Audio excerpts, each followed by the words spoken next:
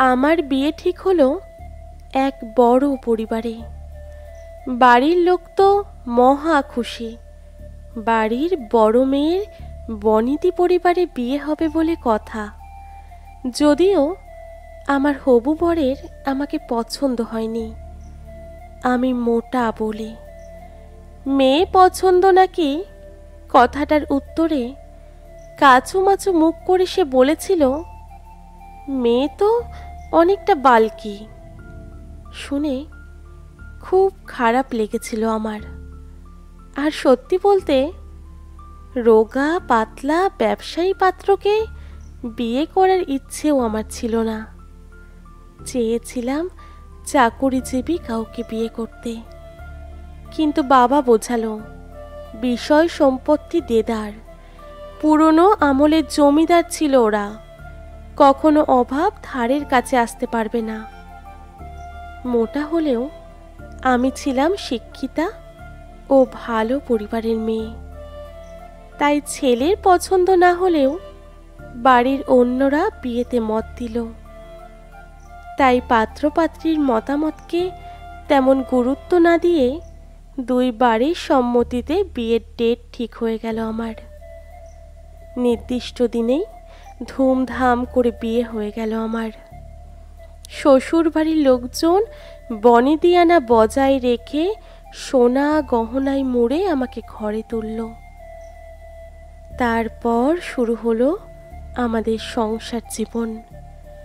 স্বামী বিনয় আমার কোনো ইচ্ছে অপূর্ণ রাখেনি। যেখানে ঘুরতে যেতে চেয়েছি, খেতে যেতে চেয়েছি, নিয়ে গেছে আমায়। আমার পরনের দামি শাড়ি ভারী গহনা দেখে লোকে বলতো, কপাল দেখেছিস, রানীর মতো সাজিয়ে রেখেছে পুরো। আমার বাপের বাড়ির সচ্ছলতা এ বাড়ির থেকে কম থাকায় সব সময় তুলনা করা হতো তা নিয়ে। শুনতে খারাপ লাগলেও আমার কিছু করার থাকতো না। তারপর এক সময় বাবা অসুস্থ হলো, প্রচুর টাকা খরচ হলো। আমাদের পরিবারকে তখন আর সচ্ছল বলা চলে না। আমি বিনয়কে বললাম আমার পরিবারের পাশে থাকতে। বিনয় দায়সারাভাবে বলল, আমাদের পারিবারিক ব্যবসা, সেখানে আমার একার অধিকার নয়, তুমি বাবার সাথে কথা বলো। আমি বাপের বাড়ির আর্থিক সহায়তা করার জন্য শ্বশুর মশাইকে যে বলবো, আমার সাহসে কুলোনো না। তখন খুব আফসোস হচ্ছিল, ইস, নিজে যদি কিছু উপার্জন করতে পারতাম, এত লেখাপড়া করেও কারো কাছে হাত পাততে হতো না। আমি একবার চাকরি করার কথা বলেছিলাম বিনয়কে। সে গম্ভীরভাবে বলেছিল, আমাদের যা আছে বসে খেলেও সারা জীবন চলে যাবে। এই বাড়ির বউরা চাকরি করে না। আমাদের বাচ্চা হচ্ছে না বলে চারিদিকে যা কথা শুরু হয়েছে তাতে কান পাতা দায়। এরপর ছেলে মেয়ে হলে লেখাপড়া শিখিয়ে মানুষ করবে, ওসব চাকরি করার দরকার নেই। আমার বিয়ের বছর 4 পর ছোট বোনের বিয়ে ঠিক হলো। পাত্র একটা বেসরকারি কোম্পানিতে চাকরি করে। 2 কামরার ঘর, মাকে নিয়ে তার সংসার। সেই মুহূর্তে অসুস্থ বাবার সামর্থ্য ছিল না আমার মতো ধুমধাম করে বোনের বিয়ে দেবে। বোনের বিয়েতে আমি তেমনভাবে কোনো সাহায্য করতে পারিনি। শ্বশুরবাড়ির মানুষজন বোনের এমন নিম্ন মধ্যবিত্ত পরিবারে বিয়ে হচ্ছে দেখে হাসাহাসি করছিল বেশ। বোনের বিয়েতে একটা হার পরেছিলাম সোনার। বোন হারটা দেখে বলেছিল, কি সুন্দর রে দিদি। সেদিন যে আমি বলবো, এটা তুই রাখ, তোকে দিলাম, সেই অধিকার আমার ছিল না। বোনের বিয়ের বছর খানেক পর আমার মেয়ে হলো। জামাই ষষ্ঠীতে 2 বোন চাই। আমরা যাই গাড়িতে, বোন আর ওর বর আসে সাইকেলে।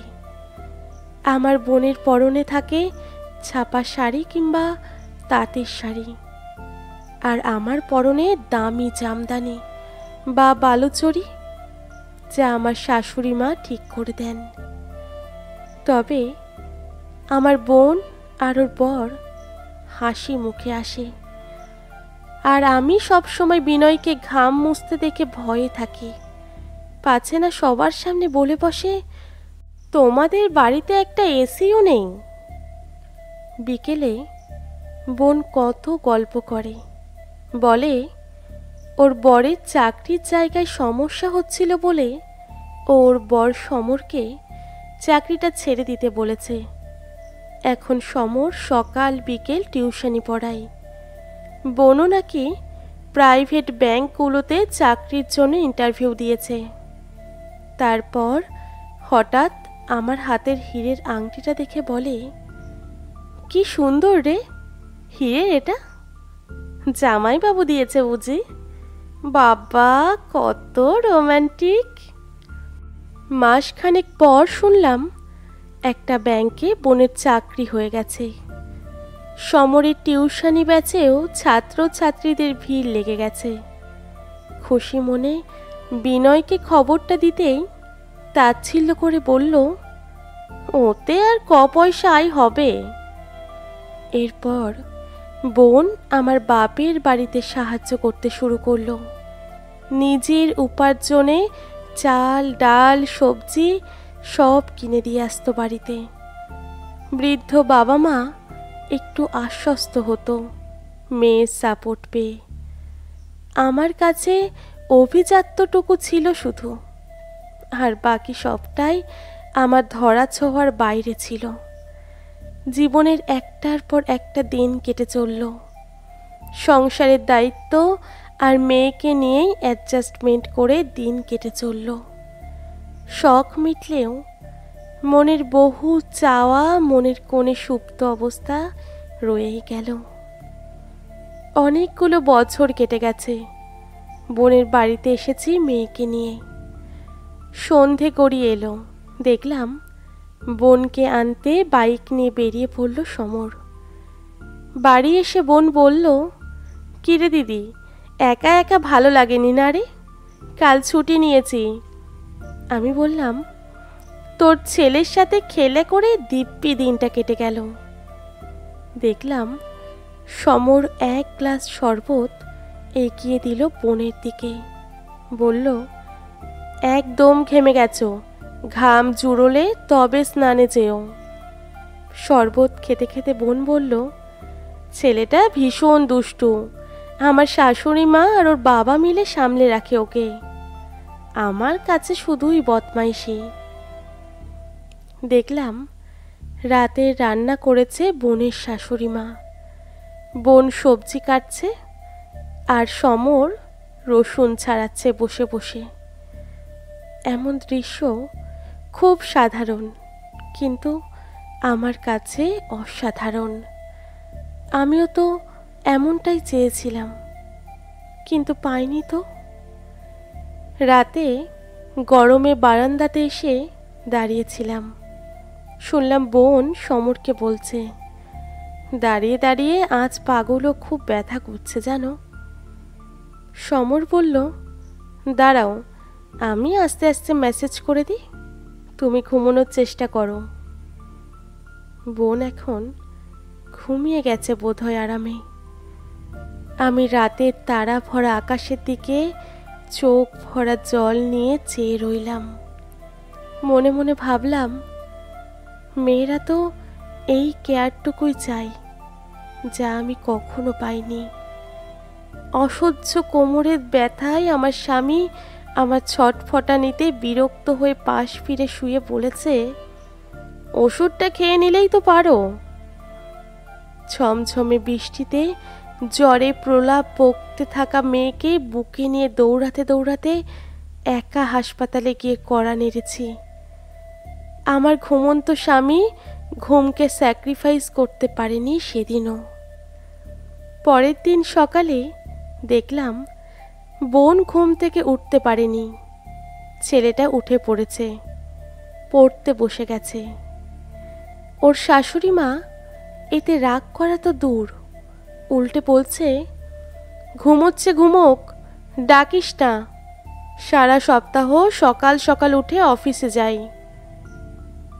চা খেতে খেতে গল্প করছিলাম, দেখলাম আমাদের সবাইকে চা দিলেও বোনকে ওর শাশুড়ি মা 1 কাপ দুধ দিল। বোন খেতে না চাইলে বলল, খেয়ে নাও মা, শরীর দুর্বল তোমার। সমর দুধে 1 চিমটে চিনি দিয়ে বলল, এবার খেয়ে নাও। অথচ আমার যে কি খেতে ভালো লাগে আমার স্বামী বিনয় তা জানেই না। এখনো যখন মানুষ আমাদের 2 বোনের তুলনা করে, সুখ স্বাচ্ছন্দ্যের দিক দিয়ে আমাকে এগিয়ে রাখে। আমি মনে মনে হেসে বলি, আমার চেয়ে আমার বোন অনেক বেশি সুখী, ভাগ্যবতী। আমি বোনকে হিংসা করি না। হয়তো আমার বোনের অনেক টাকা পয়সা নেই, কিন্তু যা আছে তা হলো শান্তি, যা সম্পদের থেকে অনেক বেশি মূল্যবান। আসলে বাইরে থেকে স্বাচ্ছন্দ্যের পরিমাপ করা গেলেও সুখ অসুখের মূল্যায়ন করা অসম্ভব।